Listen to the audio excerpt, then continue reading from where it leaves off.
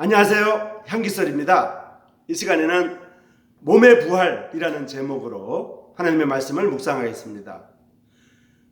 성경에서 우리가 발견하고 있는 놀라운 진리들 가운데 참으로 신기한 여러 가지 사실들 가운데 가장 핵심적이고 가장 놀라운 것이 바로 이 부활입니다.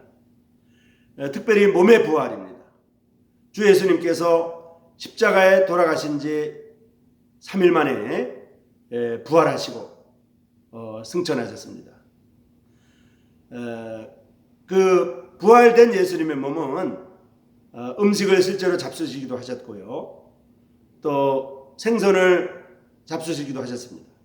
그렇지만 닫혀있는 문을 열지 않고 통과할 수 있는 변화된 몸이었고, 또 지구에서 하늘로 중력을 거슬려 올라갈 수 있는 이러한 변화된 몸이었던 것을 우리가 확인할 수가 있습니다. 자, 이 시간에는 그러한 몸의 부활에 대해서 상고하겠습니다. 자, 시작하겠습니다. 몸의 부활은 주 예수님께서 가르치셨고요. 또 사도 바울에 의해서 설명되었으며 계시록에서 사도 요한에 의해서 확인된 가장 중요한 교리입니다. 또 사실입니다. 실제로 신체의 부활의 진리는 신약 성경의 기록들을 능가하고 있습니다. 신약 성경의 기록들이 이 부활을 충분히 설명하지 못하고 있다고 생각할 수도 있습니다. 그렇게 이야기할 수도 있을 정도로 이 몸의 부활은 참으로 신약 성경의 모든 이러한 기록들을 능가합니다. 아브라함 이전에 살았을 수도 있는 욥은 이렇게 말했습니다. 벌레들이 이 몸을 멸할지라도 여전히 내가 내 육체 안에서 하나님을 볼 것이라고 말했습니다. 기록된 모든 신약 성경들에 앞서서 나사로의 누이였던 마르다는 주 예수님께 이렇게 말했습니다. 마지막 날 부활 때에 내 동생이 다시 일어날 줄을 내가 아나이다. 이렇게 말하고 있었습니다. 하나님의 말씀인 성경은 인간이 하나님의 형상대로 만들어졌음을 분명하게 가르쳐주고 있습니다. 삼위일체 안에서 존재하시는 하나님이시기 때문에 사람도 또한 세 부분으로 존재합니다. 세 부분으로 구성되어 있습니다. 영과 혼과 몸이 그것입니다. 그러나 죄에 빠져 영적, 육체적 모두의 죽음의 형벌을 가져왔고요. 그래서 몸은 부패의 지속적인 과정 가운데 있습니다. 육체적인 죽음은 궁극적으로 끝이라고 볼 수도 있겠지만요. 몸의 죽음으로 사람의 영혼이 중지되지는 않습니다.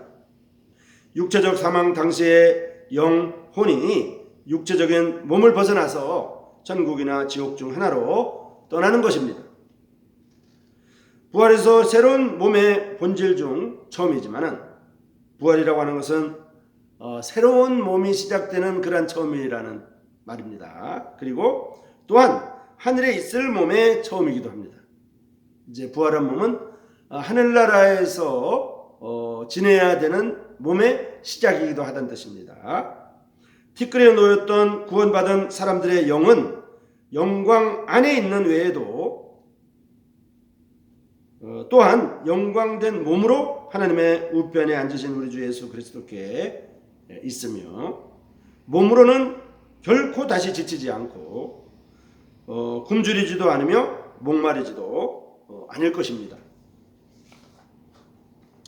주 예수님은 베들레헴에서 아기로 탄생하셨지만은 그 탄생은 기적이었습니다. 성령으로 잉태되셨고 처녀 마리아에게서 탄생하셨습니다. 육체로 나타내신 하나님이셨습니다. 완벽한 인간이셨지만은 성경은 죄가 없으셨다는 것을 분명히 말하고 있습니다. 죄를 알지도 못하셨다고 말하고 죄를 짓지 않으셨다고 말합니다. 죄가 없다고 기록합니다. 몸은 죄의 어떤 것이나 그 결과의 대상이 결코 아니었지만은 여전히 순수한 육체적 몸을 가지고 있으셨으며 음식이나 음료나 휴식이 필요하셨습니다. 우리는 굶주리고 피곤하며 또한 내가 목마르다고 말씀하신 것을 성경을 통해서 예수님의 말씀으로 읽습니다. 예루살렘에 관해서 우셨습니다. 영으로 괴로워하셨습니다. 또 혼의 고민을 말씀하셨습니다. 세상에서 완전한 사람이셨던 것입니다. 바다 위를 걸으셨고 나타나거나 사라지는 것은 신성한 능력의 증거셨습니다. 이러한 몸은 육체적인 그 이상의 다른 어떤 징후도 없었습니다. 주 예수님의 부활에서 영으로가 아닌 육체적인 몸으로 자신을 나타내셨습니다. 내 손과 내 발을 보라. 나를 만지고 또 보아라. 영은 살과 뼈가 없으되 너희가 보는 바와 같이 나는 있느니라. 그 살과 뼈는 대조적으로 육체적이며 만질 수 있으나 영에 대해서는 살도 뼈도 없습니다. 요한은 그의 첫째 서신에서 기록하기를 우리가 만진 바라 라고 말합니다.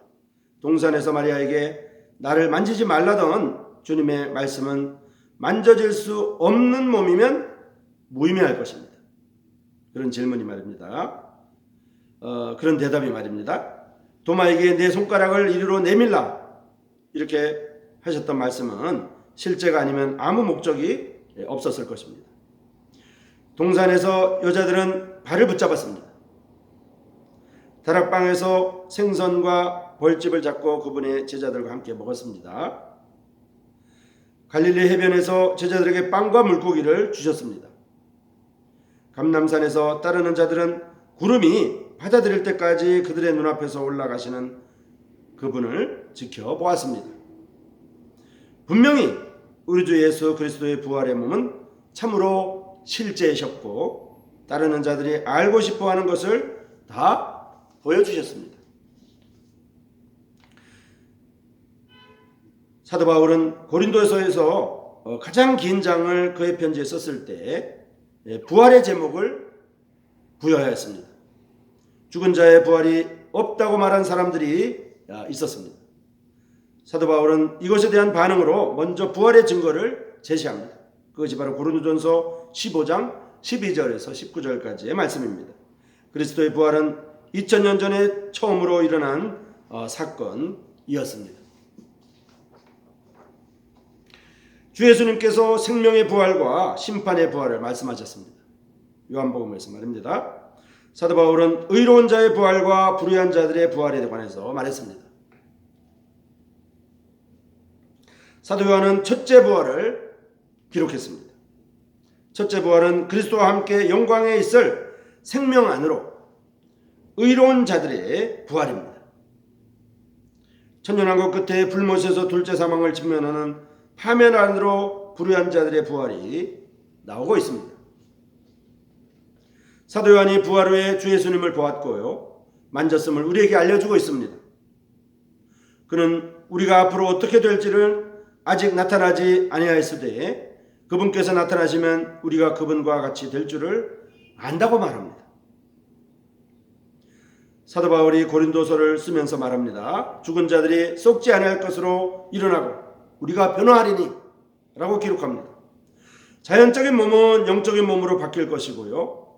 썩을 몸이 썩지 아니할 몸으로 썩지 아니할 몸을 위하여 바뀔 것이며 죽을 몸은 죽지 아니할 몸으로 바뀔 것입니다.